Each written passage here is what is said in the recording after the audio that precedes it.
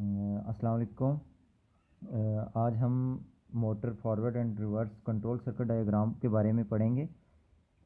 तो कल मैंने आपको जो सर्किट बना के बताया था अपनी पिछली वीडियो में, वो पावर डायग्राम थी। आज हम जो है कंट्रोल सर्किट के बारे में ज़रा पढ़ेंगे। तो लेट्स स्टार्ट।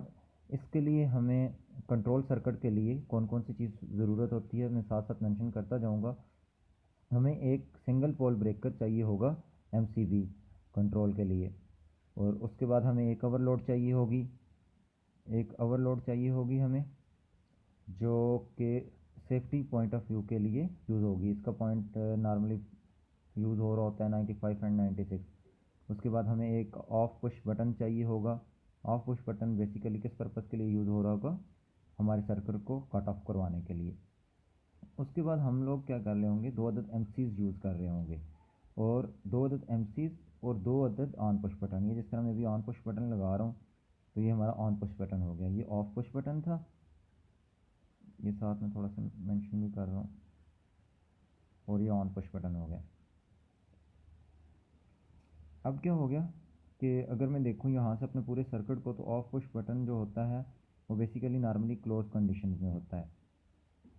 यहाँ से मेरी सप्लाई यहाँ तक आ जाएगी और ऑन पोजीशन तक पहुँच जाएगी। उसके बाद मैंने नेक्स्ट क्या करना है, यहाँ से इसकी एमसी की, जो मेरी एमसी K1 है, उसकी होल्डिंग यूज़ करनी है। नॉर्मली ओपन पॉइंट यूज़ करना है K1 का, और K2 का नॉर्मली क्लोज पॉइंट यूज़ करना है।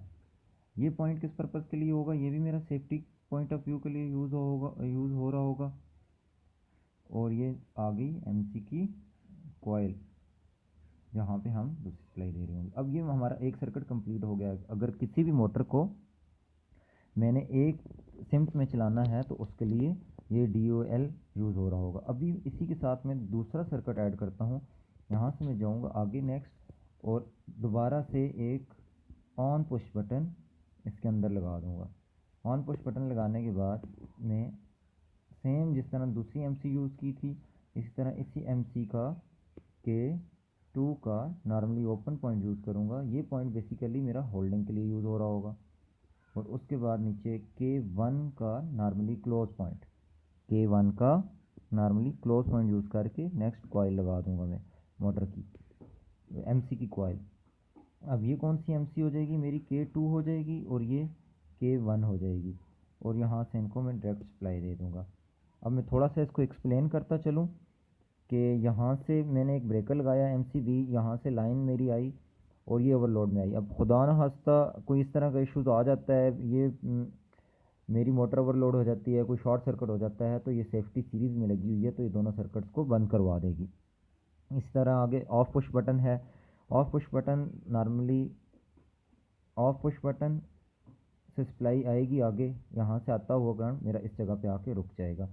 जब मैं ऑन पुश बटन प्रेस करूँगा MC1 का, तो यहाँ से मेरी MC होल्ड होगी और K1 ऑन हो जाएगी।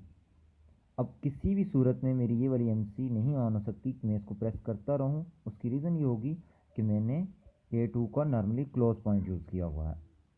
इसी तरह सेम दूसरा सर्किट होगा कि अगर अब मैंने इसको चलाना है, तो मैं ऑफ पुश बटन प्रेस करूँगा तो मेरा सर्किट दोबारा से टूटेगा, और फिर मैं ऑन पुश बटन को प्रेस करूँगा, ये ऑन पुश बटन को प्रेस करूँगा, और मेरी जो MC है वो रिवर्स में चलने शुरू हो जाएगी। तो इसमें एक MC को मैं फॉरवर्ड के लिए यूज़ कर सकता हूँ, और एक MC को रिवर्स के लिए यूज़ कर सकता हूँ। तो उम्मीद है कि मेरी वीडियोस, ये जो कंट्रोल डायग्राम है, ये आपको समझ आती होगी। अगर किसी भी भाई को कोई समझ ना आए तो कमेंट्स कर दें, तो इंशाल्लाह ताला मेरी कोशिश होगी उसको इसके बारे में मुकम्मल ब्रीफ करने की।